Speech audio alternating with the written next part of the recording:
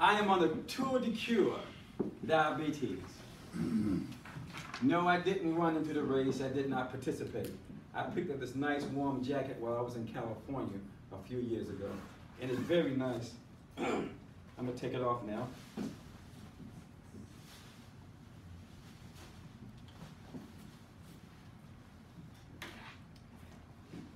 How many of you have seen 2 weeks ago that I was on WLTX television? Did you see that? Well, I was talking about health promotion and Tai Chi for arthritis and the benefits of Tai Chi. And I've gotten quite a few people who have contacted me about that. So much so that I got a contract for a year on several stations. HBO, Cinemax, the movie channel, Disney, and I even got a paid subscription to internet for 3 months as a discount. Well, maybe you'll get that later on. So, Tai Chi. Before we start talking about Tai Chi and breathing Tai Chi and doing Tai Chi, I want to share something with you about the ancient art of Tai Chi. Tai Chi is a 300-year-old martial art that started in ancient China. And Tai Chi has been one that most people look at it as a martial art, but actually, later on, it has become more of a healing art. Studies have found that Tai Chi has so many health benefits. Some of the benefits that might be too numerous to mention, but I've seen studies, as I've read, that it has benefits for headaches, backaches, shoulder pain, hip pain, knee pain, ankle pain, a variety of pain.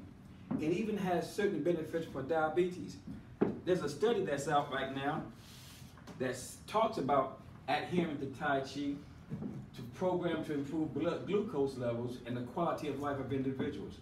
So there is evidence out there that will base Tai Chi for benefits. I'm sure all of y'all heard of Tai Chi, but have any of you heard about the benefits that it has? The benefits, again, is enormous. So what I want to do is take a few minutes and explain to you how would Tai Chi benefit a person that might be diagnosed as diabetic or pre-diabetic. One may be asking themselves, well, how would that differ from any other form of exercise? Well, the benefit that Tai Chi has on those type of patients is that, imagine if you would go out walking real fast, or doing push-ups, or doing jumping jacks, or doing running. What do you think might happen if a person has diabetes? Do I have anyone that may be able to answer that question? You can injure your body if you're running too hard and you're diabetic because you have circulation issues. You have circulation issues. One of the important things that they notice is that your blood glucose level can drop very quickly. Because you're exerting energy, your glucose level can drop very quickly, and therefore you have problems. Well, with Tai Chi, you don't have that problem, because with Tai Chi we use slow, continuous movements. We also use certain positions and certain breathing techniques that will also benefit the patient, and at the same time give them the benefit of having the exercise, so you have benefits as opposed to having the burnout. Now, I will give you an example of how Tai Chi will work, and I would like to get a volunteer. Pamika, would you like to volunteer for a minute? I'm going to pass. I have on a dress. I don't want to be doing anything extra. Okay, all right then. All right. Dolly, would you like to volunteer for me?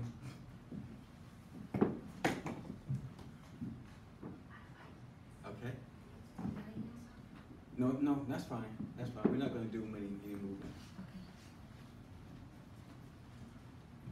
And I picked up this volunteer only because I want you to know that anyone can do this. This particular exercise is what we call a Qigong exercise or an energy movement exercise. What we're going to do is stand about shoulder width apart.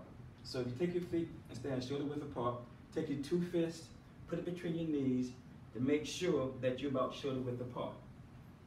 Now, if you just relax the body and imagine that your feet is being grounded to the earth, and you're planting your hands down into the earth. Bend your knees slightly as if you're sitting on a bar stool. Now, we're going to breathe slowly through the belly. If you take your left hand and put it on your chest, and your right hand and put it on your belly, and as you expand, I want you to expand the belly as you breathe out, and then as you exhale, draw the belly back in. But the total objective is to keep your chest at one level. Let's try that again. Inhale, expand the belly, and exhale, release. Now at the same time, as you have your knees bent, one don't realize it, but it takes a lot of tension to sit or stand in this position. Now we're going to stand erect through the spine. Imagine that you have a cord that's pulling your neck up. So you're going to have improved posture. Now, most people don't realize, but there's a certain muscle group that is wrapped around the spine. That muscle group is called the multifidus muscle group. And most people who suffer from backache or back pains suffer because of that weak muscle that is up and down the spine. So the proper posture will be able to strengthen the back because you're sitting upright through the spine. Now we're going to apply some breathing techniques. We're going to have our hand that is facing downward. As we breathe in, we're going to raise our arm up, turn the wrist up and towards you, and exhale as you push your chin back into your neck. Inhale again, rotate the palms outward, extend the fingers out, and then exhale, come down. One more time. Inhale, rotate the palm, exhale, bring the chin back into the chest. Inhale, rotate the palms out, and exhale, down. One other Qigong movement we're going to do today is a very simple one, but it requires a few steps. If we were to raise our right hand up, palm going toward the inside, and then our left hand to the elbow. What we're going to do here is simple transfer the weight. If you can imagine that you're going to hold the wall up with your right hand and left hand, you would turn the wrist to the outside. Transfer the weight to the right, so therefore we add in weight to the right side and we empty the left side. And then we step out with our left foot. Then back in, rotate the wrist back toward the center, alternate to the left side, rotate the wrist outwards, transfer the weight, and then step out. These are warm-up exercises, but at the same time, it adds benefits by moving slowly and applying the breath. Thank you very much. Okay, thank you. Give her a hand, y'all. That's just one of the exercises we do. There's another one called the waving hands in the clouds, and there are forms that we could practice if we have more time. But maybe afterwards, if you have any questions, I'd be happy to answer with it. In conclusion, ladies and gentlemen, I'd like for you to know that we are a tapestry of individuals in humanity.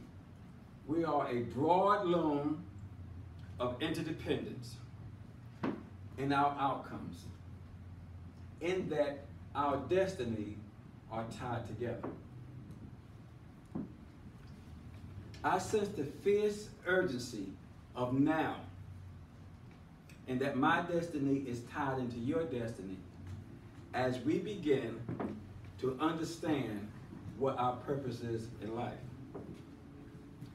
Man has not begun to live, nor any length of time can be measured until he rises above his own self-concerns and to entertain the concerns of others. The power is in your hands.